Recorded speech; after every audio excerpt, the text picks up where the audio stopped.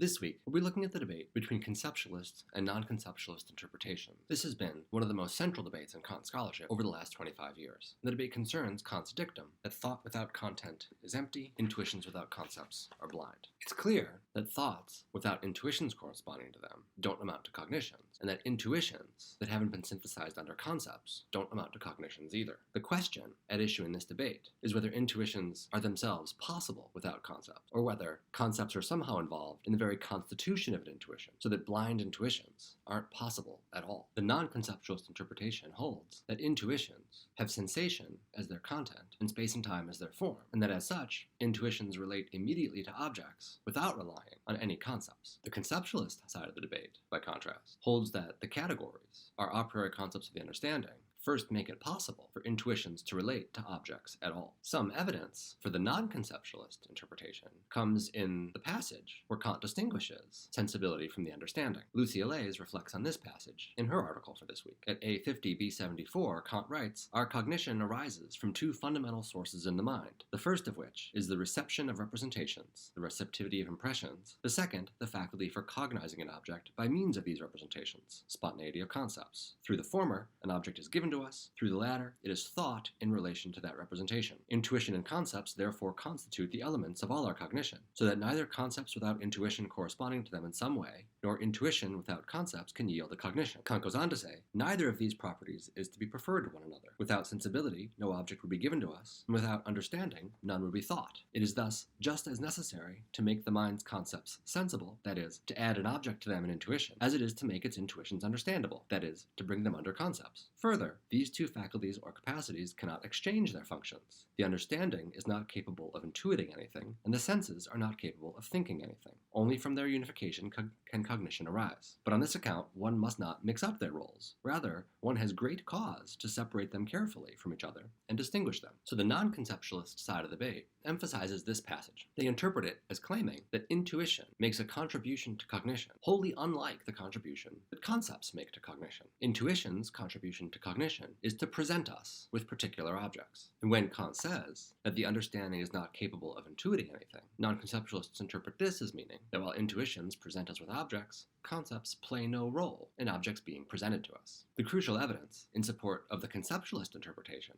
on the other hand, comes in Kant's transcendental deduction of categories, including Kant's doctrine of synthesis and his opposition to skepticism. Anil Gomes presents this evidence in his article for this week. On the topic of synthesis, Kant writes, "The same function that gives unity to the different representations in a judgment also gives unity to the mere synthesis of different representations in an intuition, which, expressed generally, is called the pure concept of the understanding." Conceptualist interpreters read this passage as claiming that just as functions of the understanding bring concepts together in a judgment, the same functions of the understanding bring sensations together in an intuition. And in this way, conceptualist interpreters think that the understanding's functions of judgment make it possible for us to have intuitions in the first place. On the topic of skepticism, recall that Kant begins the deduction by opposing a Humean skeptic who attributes a merely subjective necessity to the categories. As Kant characterizes his Humean opponent, the Humean doesn't deny that we apply the categories to the objects of our possible experience. And the Humean doesn't deny that we must apply the categories to the objects of our possible experience. The Humean maintains that we must apply the categories to the objects of our possible experience, yet that the reason why we must do so is because of our subjective habits of association. On the Humean account, our application of the categories to the objects of our possible experience is unjustified, yet is necessitated by our habits of mind. Now recall further that Kant opposes a Leibnizian pre-established harmony theory at the very end of his deduction, and that Kant's primary criticism of the Leibnizian is that pre-established harmony grants precisely what the Humean skeptic wishes most, namely, that the categories are merely subjectively necessary. As Kant characterizes his Leibnizian opponent, pre-established harmony states that we must apply the categories to the objects of our possible experience, and that indeed, the objects of our possible experience stand under the categories, yet that the reason we must apply the categories to the objects of our possible experience is because of the a priori constitution of our minds by God. Kant thinks that on the pre-established harmony view, our application of the categories would be unjustified precisely because it's necessitated merely by the a priori constitution of our minds. Against the Leibnizian and the Humean, Kant seeks to justify the categories by showing that the reason why it's it's necessary for us to apply the categories to the objects of our possible experience is because of what appearances are as objects of our possible experience. Now, on the conceptualist interpretation, what Kant argues in the first part of his transcendental deduction is that in order for appearances to be objects about which we can make judgments, they must stand under the categories. But this makes only the beginning of a transcendental deduction, since it leaves open a Humean skeptical worry. The worry is that while we may need to make judgments about objects, appearances need not be objects of our possible judgments, just insofar as they're appearances. The Humean skeptical worry is that for all Kant shows in the first part of his transcendental deduction, the categories are still merely subjectively necessary, because we have to apply the categories in any judgment we make. And if appearances are to be judged about, they must stand under the categories, but that the requirement that appearances be judged about is merely subjectively imposed on appearances by us, and that appearances need not be judged about simply in virtue of being appearances. On the conceptualist interpretation, Kant seeks to answer this worry in the second part of the transcendental deduction, and he aims to do so by showing that simply in virtue of appearances being objects of our senses, they must stand under the categories. On the conceptualist interpretation, what Kant needs to show in order to answer the Humean skeptic is that appearances must stand under the categories simply in virtue of being objects of our possible intuitions. Kant has to show that intuitions couldn't be representations of objects if it weren't for the categories. The categories make it possible for intuitions to be the immediate relations to objects that they are. Now, the way Kant aims to show this on the conceptualist interpretation is by reflecting on space and time. Beatrice Langeness, in her article for this week, describes this reflection on the nature of space and time in the transcendental deduction as a rereading of the transcendental aesthetic. Langeness explains that while in the metaphysical exposition of the transcendental aesthetic, Kant cites the singularity and the unity of space and time in order to show that our original representations of space and time are intuitions, Kant cites these same properties in the transcendental deduction as arguments in favor of the intuitive rather than the discursive nature of our representations of space and time. Langeness explains that the singularity and unity of space and time become, in section 26 of the transcendental deduction, reasons to assert that our pure intuitions of space and time are made possible by acts of a priori synthesis. In Kant and the Human Standpoint, Langeness elaborates her view by writing, "Space and time are forms of sensibility, but they are forms of a sensibility affected by the understanding, and thus they are the product of the transcendental synthesis of the imagination." She continues, "I must say that it seems to me quite reasonable to maintain that the unicity, that there is only one space and time, and infinity of time and space, all features attributed to them as pure intuitions in the transcendental aesthetic, are features we imagine or anticipate and thus project as preconditions of the unity of experience. It strikes me quite reasonable to maintain that, on the one hand, the qualitative features of spatiality and temporality depend on our sensibility, which thus provides first formal grounds of the ordering of sensations that yields appearances, and on the other hand, the unity, unicity, and given infinity of space and time, and thus space and time themselves, as intuitions in which all appearances are combined and ordered, are products of our imagination." In this passage,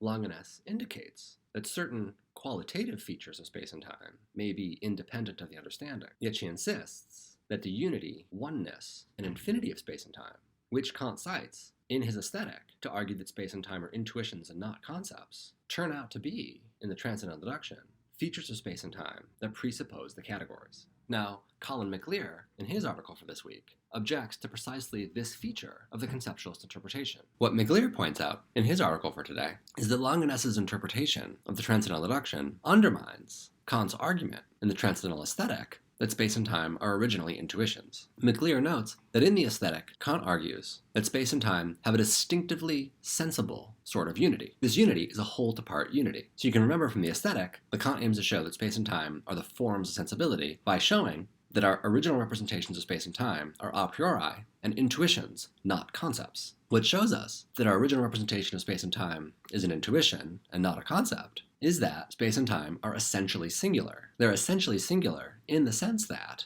the wholes of space and time are represented prior to the parts of space and time, and the parts are limitations of the prior wholes. According to Kant, it's these features of space and time, their wholes being prior to their parts, that qualify space and time as intuitions rather than concepts. The logic of this argument is that these are features of space and time that can be represented only by an intuition and not by a concept. It's because space and time are essentially singular, and the essential singularity of space and time can be represented only by an intuition and not by a concept, that we're meant to be convinced by the aesthetics argument that our representations of space and time must be intuitions and not concepts. Now, Maclear's point is that this argument would be undermined if Kant later argued, in the transcendental deduction, that the singularity of space and time can be represented by concepts. Indeed, that the singularity of space and time requires concepts for its representation. For after all, if the singularity of space and time could be represented by a concept, then this feature of space and time wouldn't qualify our representations of space and time as intuitions rather than concepts in the aesthetic.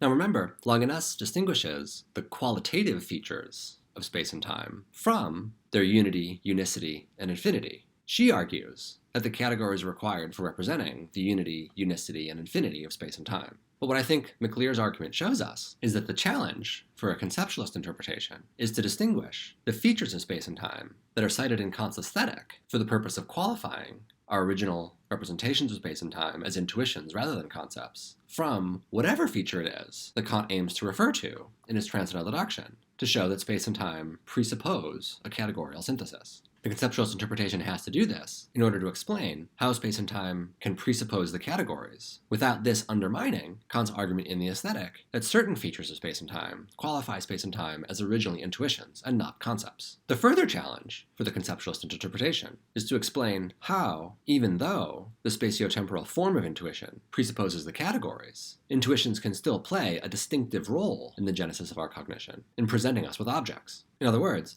the conceptualist interpretation has to explain how it is that concepts and intuitions remain distinct, even if there's some way in which intuitions presuppose a categorical synthesis. The challenge for the non-conceptualist interpretation is to explain how Kant's transcendental deduction achieves its anti-skeptical aim, without showing that the categories are required for the intuition of objects. Allais and Maclear both maintain that intuitions are relations to objects, independently of the categories, but that intuitions amount to representations of objects as objects only in virtue of a categorical synthesis. The question for their interpretation is whether showing that the categories are required for representations of objects as objects is sufficient for responding to the Humean skeptic, or whether it's required to show that intuitions cannot even amount to relations to objects without the categories. So what you should do in your papers for this week is present the strongest case you can make for either the conceptualist or the non-conceptualist interpretation, and consider how you would respond to these challenges for the conceptualist or the non-conceptualist interpretation.